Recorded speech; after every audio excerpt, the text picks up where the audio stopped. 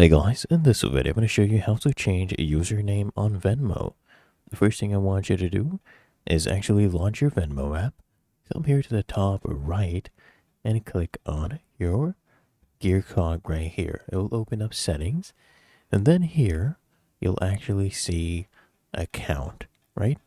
I want you to go ahead and click on account, and here under account you'll see account information. We have profile.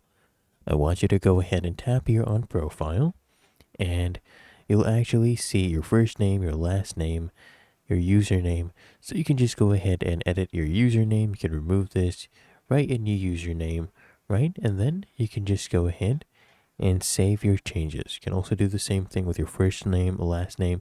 So change your username right here, type it in, and then come here finally, hit save, and you're basically done.